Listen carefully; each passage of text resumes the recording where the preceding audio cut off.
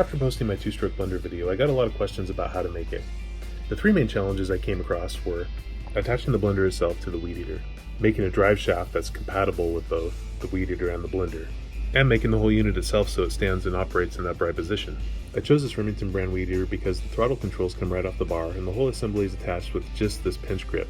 It also has a square drive shaft, which comes in handy later. I chose the Oster blender because it's incredibly common, has a lot of different attachments, and also has a square drive shaft.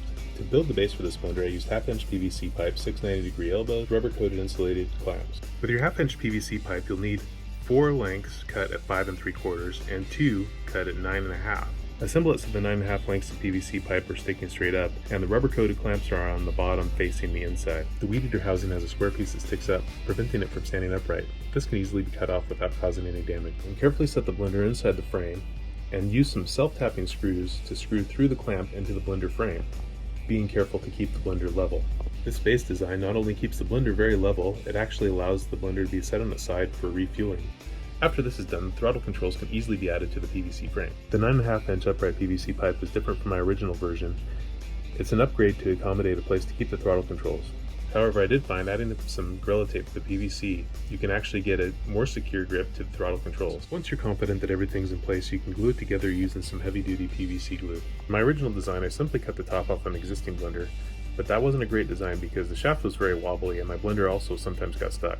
So I came up with another mounting system. For this next part, I need a 3-inch ABS end cap, some rollerblade wheels and bearings, machine screws and lock nuts, 3/4 inch flange and a 3/4 inch nipple, 2 4-inch putty spreaders.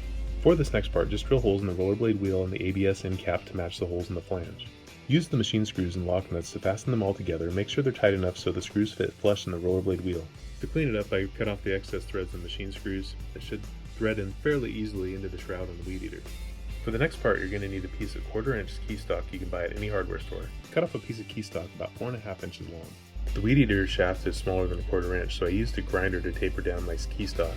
I also rounded off the end just a little bit so it fits in the blender a little better, and cut down the corners so it fits into the wheel bearing. I put putty spreaders in because they're tapered and match the base of the blender. Once the shaft is installed, it should be sticking up 3/4 inch. I also added self-tapping screws to hold in the putty spreaders and a hose clamp to keep everything secure. I ended up cutting off the tops of the spreaders because they were pushing the blender out just a little bit. After that, fuel it up and go ahead and take it for a spin. It's just that easy. I made a website to post a shopping list of all the products I used. I will also post any updates. Check it out at 1blt.xyz. If anybody has any ideas for improvements or any questions, please message me. And as always, thanks for watching.